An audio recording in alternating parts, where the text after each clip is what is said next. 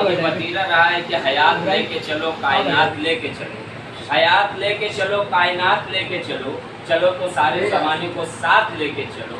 यही ख्याल, यही जुस्तजू रखने वाली शख्सियत जनाब इब्राहिम मुख्तार इनकलाबी साहब से मुल्तमिस हूँ कि वो तशरीफ़ लाए और अपने ख्यालात कैसे इस बात का भी इजहार करें कि आपने अजीम अंसारी साहब को यहाँ क्यों मदद किया और क्यों यहाँ बुलाकर उनका इस्तेक़बाल करना चाहते हैं। आप इस बात का इजहार करें। जनाब इब्राहिम मुख्तार इनकलाबी साहब तालियाँ बजा करके इस्तेक़बाल करें।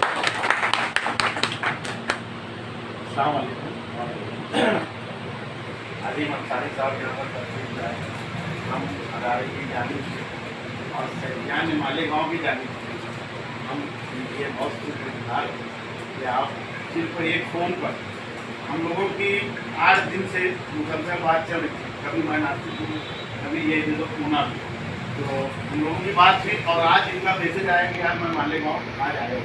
तो मैंने कहा कि यार मैं 10 बाद आपको फ़ोन करता हूँ और भाई यहाँ पर आए थे। भाई ने जो काम किया, इतना बड़ा काम कि आर्किटेक्चर और सिविल के सब दिमाग से बाहर है। मैंने जो देखा वो बहुत अच्छा लगा यार, इतनी बारीकी से और एक एक चीज़। और हम लोग तो देखो हज भी नहीं करे हैं, उम्रा भी नहीं किया है। बहरहाल जो लोग हज करे हैं, उम्रा किया है, वो लोग बताए मुझे यार ये बोले अनदर चीज़ ये है, ये है, वो लोग पूरा बताए। तो मेरी एक ऐसी दिली ख्वाहिश थी कि यार भाई को यहाँ पर बुलाते और उनका मतलब सत्कार करते और उनसे ही मतलब पूछते कि यार कैसे बनाए, क्या बनाए। तो मैंने कोई मतलब फ़ोन पे बातचीत नहीं की। बोला यार जब इनसे बातचीत करेंगे तो तमाम अहबाब के साथ इनसे हम लोग बातचीत करेंगे। तो भाई यहाँ पर आए, इनका बहुत हम लोग शुक्रगुजार हैं और सितारा साहब आगे की कार्रवाई इस ज़माने में जिसे कागज़ कलम दोनों मुयस्सर हैं, वो कागज़ और कलम से काम ले ले ऐसा थोड़ी है। ज़माने में जिसे कागज़ कलम दोनों मुयस्सर हैं, वो कागज़ और कलम से काम ले ले ऐसा थोड़ी है। खुदा तौफीक देता है तो लब हरकत में आते हैं, कोई भी मुस्तफ़ा का नाम ले ले ऐसा थोड़ी है। कोई भी मुस्तफ़ा का नाम ले ले ऐसा थोड़ी है। यही एक वजह रही कि अजीम अंसारी साहब को ये अजीम कारनामा अंजाम देने के लिए अल्लाह रब्बुल इज़्ज़त ने चुन लिया, अल्लाह रब्बुल इज़्ज़त ने मुंतखब कर दिया कि ये कारनामा आपको अंजाम देना है। और अल्हम्दुलिल्लाह आपने जिस खूबी और कामयाबी के साथ इस कारनामे को अंजाम दिया है, मैं अपनी जानिब से रही सितारा और अदारा फ्रीडम 11 स्टार, सितारा सर्कल और उसी के साथ साथ पूरे शहर मालेगांव की जानिब से अजीम अंसारी साहब की खिदमत आलिया में मुबारकबाद पेश करता हूँ और दुआ करता हूँ कि अल्लाह सलामत रखे। आज आपको पाकिस्तान से कॉल आ रही है, अल्लाह करे कि पूरी दुनिया के खित्ते से आपको फ़ोन आए, जहाँ इंसान बसते हैं, जहाँ इंसान रहते हैं, वहाँ से आपको फ़ोन आए और मुबारकबादी का सिलसिला दराज होना चाहिए। मैं इस मौके पर चाहूँ जनाब इब्राहिम मुख्तार इनकलाबी साहब से, सदर मौसूफ जनाब सईद सेठ होटल वाला साहब से, मसूद सेठ साहब से और फैयाज अफसर साहब से, हिलाल अनवर साहब से और दीगर जिम्मेदारान से कि वो तशरीफ़ लाए और शॉल और तहफ़े जो यहाँ पर लाया गया है वो मोहतरम नदीम अंसारी साहब की खिदमत में पेश करें। आगे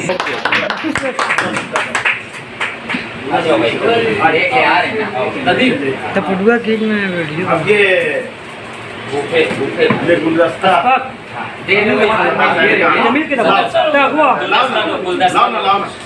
बूफे तो भाई बूफे तो ऐसे ही रहो सदर पापा, ऐसे ही रहो। आ जाओ ना इधर, आओ अच्छा नदी मोटो दो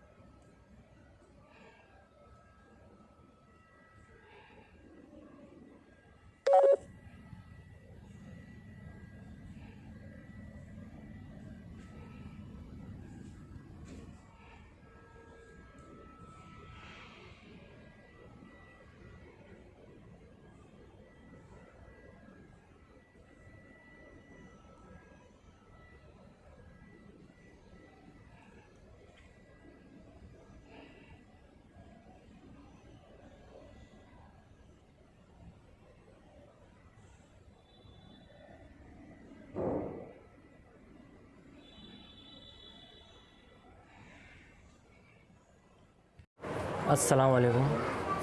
हम 2018 में उम्रा के लिए गए थे, तब वहाँ पे मक्का म्यूज़ियम में एक मॉडल देखा था।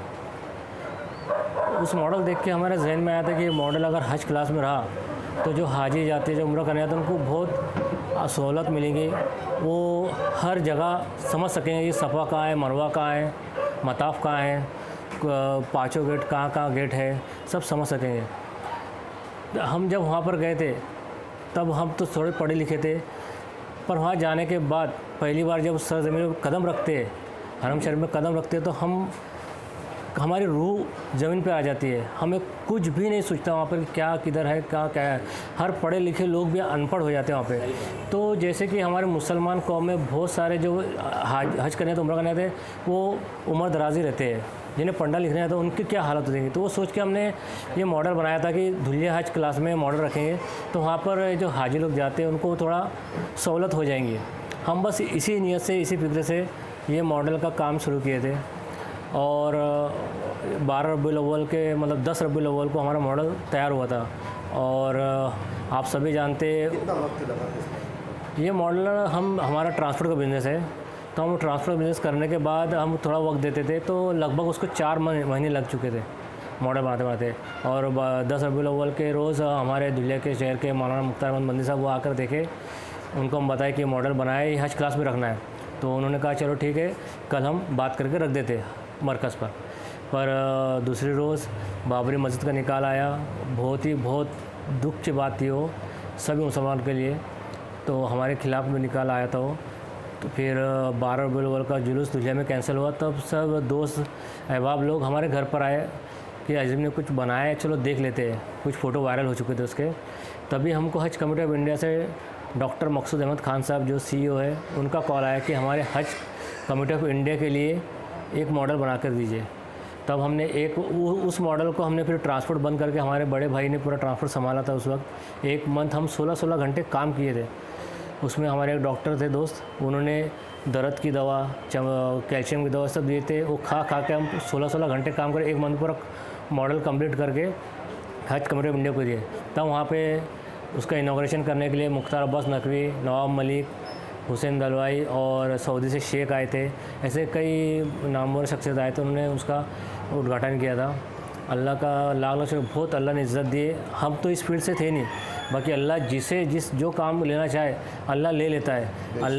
अल्लाह की मर्ज़ी के अलावा दुनिया में कुछ भी नहीं होता है। और फिर उसके बाद लॉकडाउन लग गया। फिर अक्टूबर मंथ में ये फ़ोटोज़ और videos life in Saudi Arabia करके एक चैनल है, उन्होंने वायरल किया। उसके बाद मक्का लाइव, हरमन सर्वेंट, इस्लाम, ऐसा कई साइड में हुआ।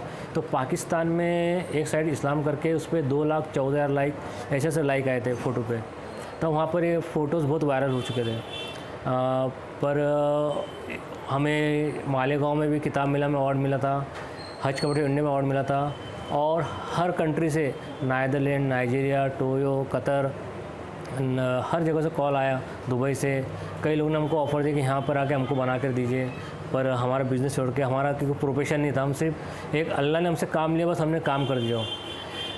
तो उसके बाद हमको कई जगह से कॉल आए। और 8 तारीख को इसी महीने में हमें मौलाना तारिक जमील साहब का कॉल आया। उन्होंने बहुत खुश हो, बहुत मुबारकबाद दी, हमको दुआओं से नवाजा।